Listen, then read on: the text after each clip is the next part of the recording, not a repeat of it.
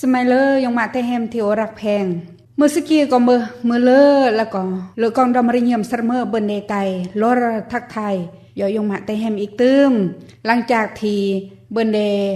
ไล่สดปรอมกับแฮมจันหอมซึ่งมือกำระเดอาจารย์สมซึ่งอีเปินเดไล่สดปรอมย่อยดมือกันนี่ก็เปินเดรับการตอบรับจากยงมาแต่แฮมอย่างมากมายอย่างอบอุ่นก็เลือกกองเรือริยมมากเสมอยงมาแต่แฮมที่ยงมาแต่แฮมอีที่เมื่อก่อนกมูลตุกมูลเปิดในอันการสนับสนุนในการติดตามรับชมและคอมเมนต์อันกำลังจิตกำลังใจอีกก็เลือหริเยิมและเมื่อพระคุณของพระเจ้าซึ่งอีเองก็อำเบเนความเก่งกล้าสามารถหรือว่าจีเก่งเสลียวสลาดลื่นเปลี่ยงแต่ว่าอีในฐานะที่เมื่อคนรับใช้เวียกงานของพระเจ้าเปิดในแต่ง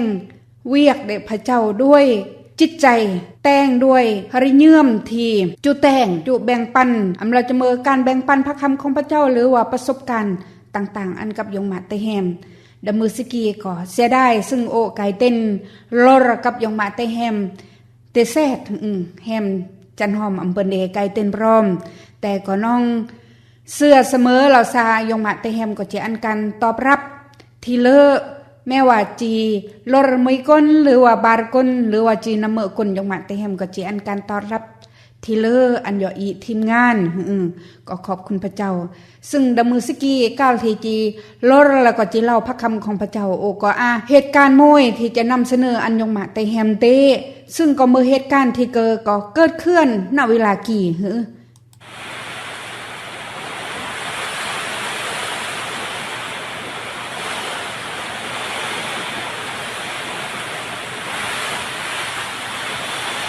ที่ละเมอเหตุการณ์ที่เกิดขึ้นที่นกเราเสมอพายุฤดูร้อนซึ่งเกิดขึ้นเมื่อเหตุการณ์ที่มีและเมื่อช่วงฤดูที่เกิดเหตุการณ์ลักษณะอย่างนี้ก็คือพายุฤดูร้อนเกิดขึ้นดาลำพูนเกิดขึ้นดาเชียงใหม่แล้วก็เกิดขึ้นดามันต่างๆและเมื่อเหตุการณ์ที่เกิดขึ้นที่นางเงาะพอสมควรเมื่อพายุฤดูร้อนเกิดขึ้นดักกระเมิดก็จะเสี่ยงอันตรายต่อชีวิตแล้วก็ทรัพย์สินกลางจะโอเมืองต่างๆก็จะถึกพายุกันนี่พัดแล้วก็แต่งอันเสียกลางเสียจะโออยู่แล้วก็เมื่อเหตุการณ์ที่ก็นางเงาะแล้วค่อนข้างที่จะเกิดขึ้นในช่วงระยะเวลากี่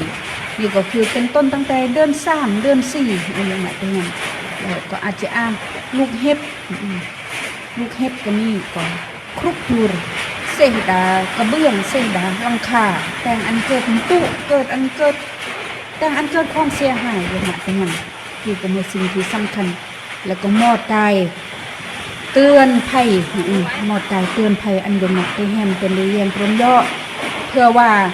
เหตุการณ์นั้นก็จะเกิดขึ้นกุ้งกลางอีกด้วยมันเดียวกุ้งกลางพี่น้องด้วยมันเดียวขอพระเจ้าทรงนำและขอพระเจ้าทรงปกปักรักษาปะชีวิตคนและทรัพย์สินเดอีขอพระเจ้าทรงนำยมไปให้ยมย่อหรือถ้าหากเหตุการณ์นั้นเกิดขึ้นดักกระเมิดสามารถที่จะส่งคลิปส่งข่าวแนวกระเมิดอันซึ่งยอดเลยยอดเพิ่นเดกูนเพิ่นเดยังปรมย่อยมมาเต็มและต่อย่อยอีจิโยแยงพระคำของพระเจ้าปรมย่อซึ่งพระคำของพระเจ้าที่อีจีเฮียนปรมย่อดมือสกีก็จีเล่าเรื่องเมื่อสร้างพระเจ้าเพราะว่าระยะที่ผ่านกายกันนี้อีเฮียนปรมย่อเล่าเรื่องพระเจ้าได้เป๊ะพระผาเล่าเรื่องพระเจ้าพระบิดาและพระเจ้าพระเยซูและพระเจ้าพระมหาบริสุทธิ์และก็ไกลแยงหัวข้อที่เราเมื่อสร้างพระเจ้าและพระเจ้าเกิดเคลื่อนเบือนแนวกระเมือยงมาเตแฮมตามพระชนะคำของพระเจ้าที่เปิ้นได้เล่าก็คือเมื่อสร้างพระเจ้ายงมาเตแฮมเพราะว่าพระองค์เหยียดกาลสรรพสิ่งและเมื่อถึงเวลาที่พระองค์เป็นเดกำหนดพระองค์เป็นเดสร้างจักรวาลและสร้างสรรพสิ่งต่างๆรวมปะโลกที่อียัดกี่ที่อีอาศัยทุกมือทุกวันกี่ก็เมื่อพระองค์เป็นเดทรงสร้างและที่สำคัญที่สุดยงมาแต่แห่งพระองค์เป็นเดสร้างอีกซึ่งเมื่อคือมนุษย์กี่แหละแต่พระธรรมต้นเดิมหรือภาษาไทยเราปฐมกาลยัดตั้งแต่บทที่1ข้อที่1จุดถ้ายงมาแต่แฮมอ่านก็จิกุลถึงการทรงสร้างของพระเจ้า เราพระเจ้าจีสร้างมือกะเมื่อลำดับของเกิดในการทรงสร้างถ้ายงมาเตแฮมสนใจเรื่องการทรงสร้างของพระเจ้ากันนี่ยงมาเตแฮมลองติดต่อแย่งเราซาจีเบือนพระคัมภีร์ดากระเมือไกอ่านเพื่อที่จะเนื่องรายละเอียดในการทรงสร้างของพระเจ้ายงมาเตแฮมเพราะพระเจ้าคำของพระเจ้าบนเดเล่าซาดับปฐมกาลพระเจ้าบนเดเนรมิตสร้างฟ้าแล้วก็แผ่นดินและส่วนที่เหลือกันนี่ดับพระธรรมปฐมกาลบทที่1ก็เปิ้นได้เล่าถึงการที่พระเจ้าเปิ้นได้สร้างสรรพสิ่งเคลื่อนเราจะเมิดดาพระธรรมปฐมกาลตั้งแต่บทที่1ข้อที่26 27ก็เปิ้นได้เล่าถึงการทรงสร้างเด็กกับมนุษย์ที่พระเจ้าเปิ้นได้สร้างเปิ้นอุ่นพระองค์สร้างตามสายาตามอย่างเด็กพระองค์และตามอย่างเด็กพระองค์ก็นี่พระเจ้าก็เปิ้นได้สร้างสรรพสิ่งเมื่อบังด้วยมันหย่อเราจะเมื่อโตต่างดาอมทะเลเสียมดาละว่างและโตต่างที่ใส่งานแล้วก็อันปกครองดับแผ่นดินและโตต่างที่มืดหย่อตามหมกตามรังกองเมื่อต่างๆพระเจ้าก็มือผู้ที่สร้างก็นี่เมื่อสิ่งที่ภาษาไทยเพียงก็เราสร้างหน้ามหัศจรรย์เมื่อเรื่องที่เลอะงืดเลอะวีรซึ่งเกินความเข้าใจเด็กกมนุษย์อีกที่จะสามารถนึ่งแล้วก็เข้าใจเรื่องการทรงสร้างของพระเจ้าเราสัพพระองค์เป็นได้สร้างทุกสิ่งรายละเอียดจนเข้าใจยงมาเตแฮมแม้แต่เสื้อโลกต่างๆเสื้อราต่างๆและก็เมื่อที่สามารถกุญยอมัดและกุญยอมัดยงมาเตแฮมก็เมื่อการทรงสร้างของพระเจ้าแม้แต่ซีมนเมอโตนเมอสนิดแต่ละสนิดซีซันแนวกำเมอพระเจ้าสร้างแม้แต่มารนเมอสนิดการทรงสร้างเดี๋ยวพระเจ้ายงมาเตแฮมจิเข้าใจเปิ่นแนวเมอแม้แต่มารแต่ละแนวแต่ละสนิดของเกิดจื้อของเกิดแนวกำเมอ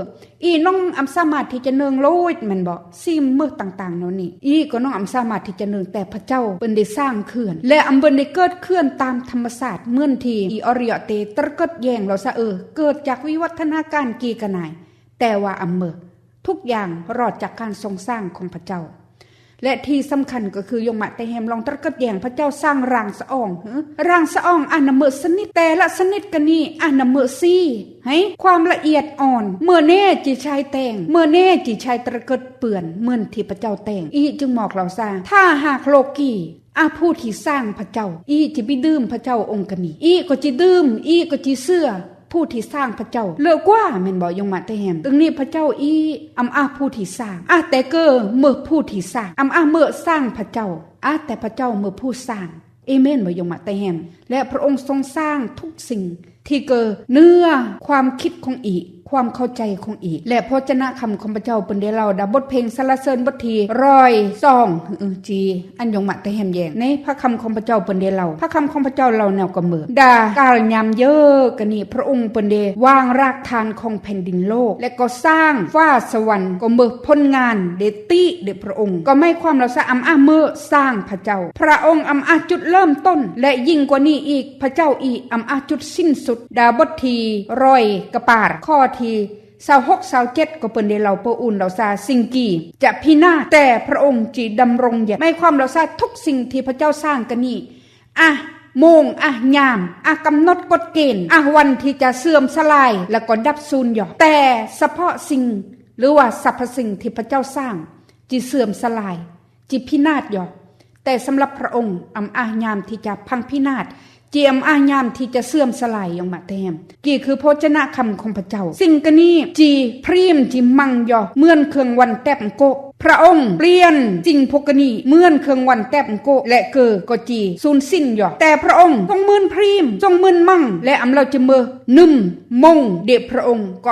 ยามสิ้นสุดกี่คือพระคำของพระเจ้าเป็นได้เล่าถึงพระลักษณะของพระองค์คือพระองค์จะยามดับสูญพระองค์หยัดตั้งแต่เริ่มต้นพระองค์จิมยามที่จะเสื่อมสลายอยู่เพราะว่าพระองค์เมื่อพระเจ้าเมื่อพระผู้สร้างเอเมนบ่ยงมาเตแฮมกี่ปะตึงโลดที่โอเล่ากี่เบิ่นได้เล่าถึงรายละเอียดทุกสิ่งแต่ถ้ายงมาเตแฮมปะคนที่เสื้อและเสื้อ จุเนื่องรายละเอียดเราทราบพระวจนะคำของพระเจ้าเล่าถึงพระเจ้าของอีแนวกระเมออ่านพระคำของพระเจ้าและอีจีเนื่องส่วนอีผู้รับใช้พระเจ้าอีจีเมออีกมวยกระบอกเสียงที่จะเล่าถึงพระวจนะคำของพระเจ้าอันยงมาแต่แฮมเปิ้นนิมิตเปิ้นได้หึมหยังปะพี่น้องที่เชื่อแล้วอำเปิ้นได้เชื่อเถื่อพี่น้องสามารถที่จะรับพระคำของพระเจ้าผ่านทางทีมงาน FEBC อำเราจะเมอทาง Facebook อำเราจะเมอทางลายสดอำเราจะเมิดทางวิทยุยงมาแต่แฮมอีนำเสนอเพื่ออันยงมาแต่แฮมเปิ้นได้รับพระคำของพระเจ้าอย่างอำคาดบทคาตอนเปิ้นได้เนื่องและก็เข้าใจสำหรับดมุสกีก็ขอพระเจ้าทรงนำและอวยใส่ให้พรยงมาแต่แฮมขอขอบคุณยงมาแต่แฮมที่เปิ้นได้ติดตามและก็แย่งหึมแย่งพระคำของพระเจ้าดมุสกีส่วนทีมงาน FEBC โลยจุมราจุมกลก็ขอขอบคุณยงมาแต่แฮมและครอสำราญยงมาแต่แฮมสมัยเล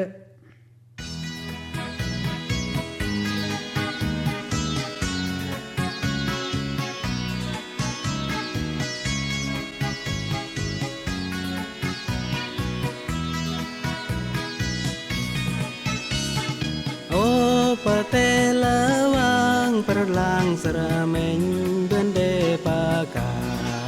tengkacau โอ้ขอบคุณพระยงที่ทรงก่อนอยู่ย้อยอันพ้นเบือน Ima Krisatian dan ikrar อ่านพระคำพระเจ้าแล้วก็อ่อนวอน San Sen พระเจ้า ฮาเลลูยา San Sen พระเจ้า ฮาเลลูยา San Sen พระเจ้า รักพระองค์นำจงเสมอผู้ขอสรรเสริญ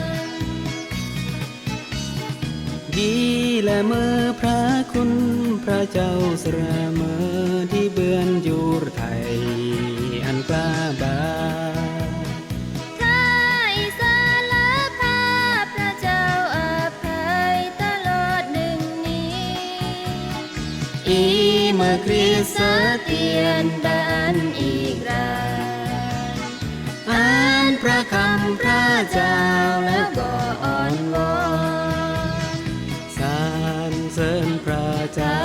ฮาเลลู สร ยาร เสริญพระเจ้า ฮาเลลู ส ยาร เสริญพระเจ้า รักพระองค์นำจงเสมอผู้ขอสรรเสริญ